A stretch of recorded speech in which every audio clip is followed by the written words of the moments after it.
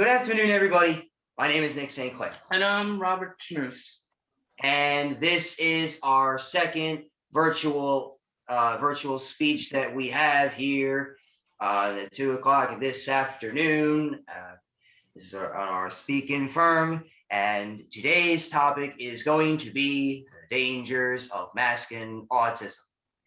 The simple rundown is going to be, and as people are joining in right now, first of all, I want to thank you all guys for joining in as I give you a simple rundown.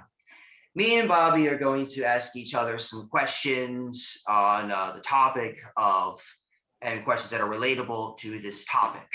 And after that, we are going to have questions from you guys to us. I also have my mom here. She also has some good insights for people with autism, as she took care of myself. So we are going to let's start with the questions. As I ask you this first question, Bobby, and it all starts with this because the moment we hide autism is because we find out that we had autism in the first place. When did you find out you had autism?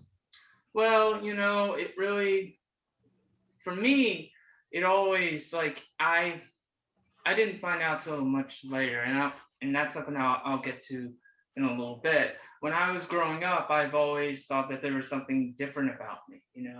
Like I was able to have like conversations I was able to have like friendships, but not able to have like a full conversation with anyone.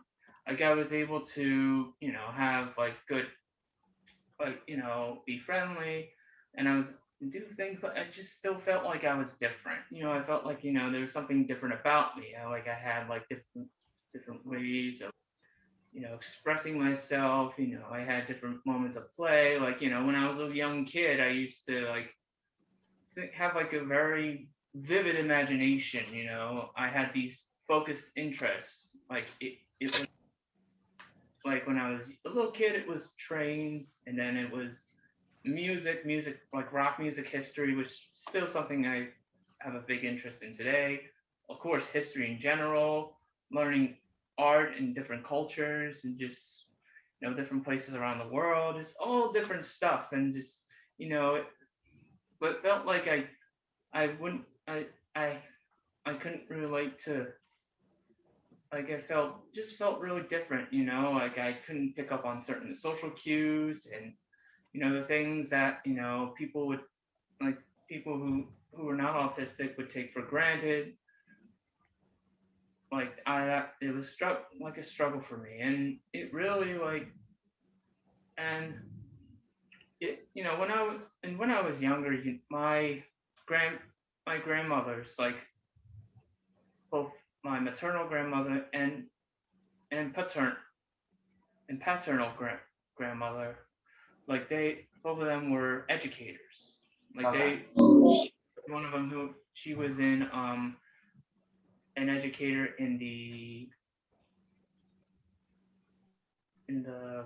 Within the special education field? yes, in the Okay. special education field. Okay. And they knew, of course, like autism wasn't that like prevalent in the US. Like, its diagnosis wasn't, like Asperger's, for instance, wasn't a full diagnosis in the DSM until 1994. Yeah. So, however, Plus, it wasn't as talked about as much either. no, it wasn't. However, they knew something was there, so that's why I was able to be in, like, not really like fully special education classes, but That's how you found out that you had autism.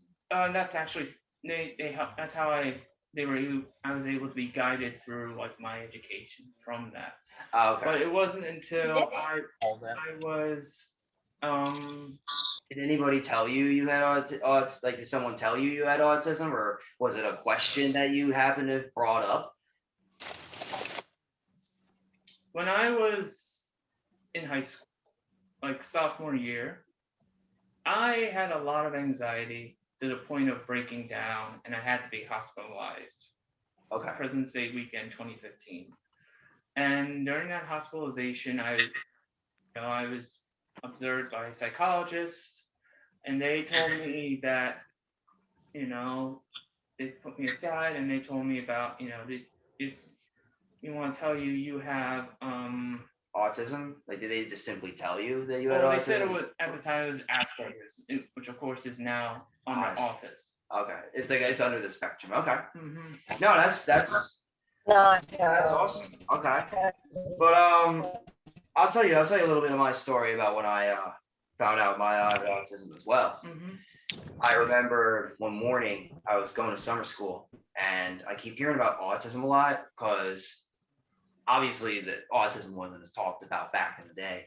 And I remember asking morning in summer school, it was I asked her, what is autism? Because I kind of like mistaken it for cerebral palsy because I kind of thought about that. I thought that what it was, like the symptoms of cerebral palsy. So I asked my mom what autism was. And long story short, she simply said I had autism. And I kind of asked like what behaviors there were in it and what characteristics they had. And from after we talked all about that, she just simply told me about it, that I had autism, and that was that was the story from there. But I'm sure the moment we've been told about it, I'm sure we felt some type of way, whether it was good or not. How did you feel that? How did you feel when you found out that you have autism? Or no. How did you feel when you found out? Well, I felt is I felt that I had autism because uh, sorry. I Okay. felt that I had autism. I when I see, like I said before, I had when like I grew up like knowing something was different about me. Now something was really, really different. Like there was like, was it like Like you and were thinking about it as you were like yeah, thinking living. about it as I was living, as I was, something was there, but I couldn't You put just my couldn't figure it out. You just couldn't put your mind to it until that nervous breakdown you had in high school, and that was when and that was after you've been told about it though. Like, how did you feel? Did you feel a lot better about it though, or did you feel like did you still feel like maybe I don't know?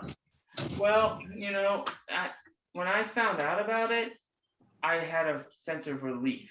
Like when I was explained about what the symptoms were, like narrow interests, you know, lack of social cues, all these things, I felt relieved because, there's something there. That's what this is. And, you know, I, and not only That's and not only that, what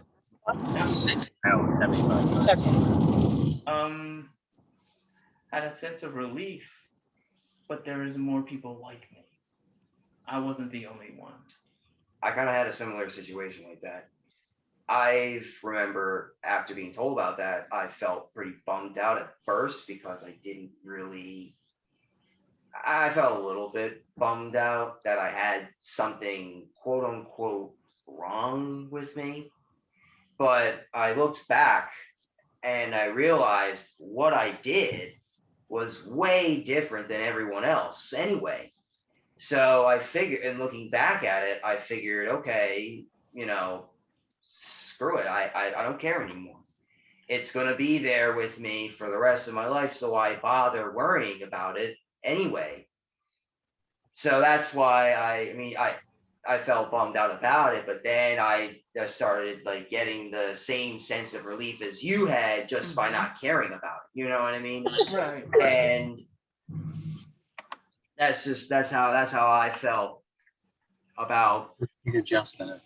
about how I felt, especially when I've just been told about it. Actually, looks pretty good. Right. Now, I'm sure there were also now we've obviously had friends around the time we um been told that we had autism. Were there any friends or peers that you knew that you had autism, even Um. before or after? It doesn't matter.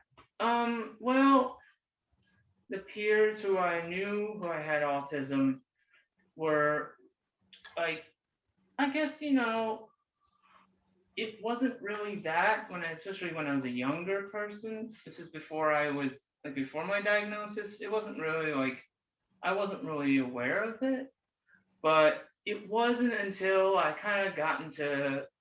Well, actually, you know what? No, there is a story. This was before my diagnosis. Okay. You know, I was at summer camp. This was like the summer of 2002. I was at this place called Camp Akanikin. Great camp. Okay. And it was I had a good time with it. And there was one of the other campers there. I was the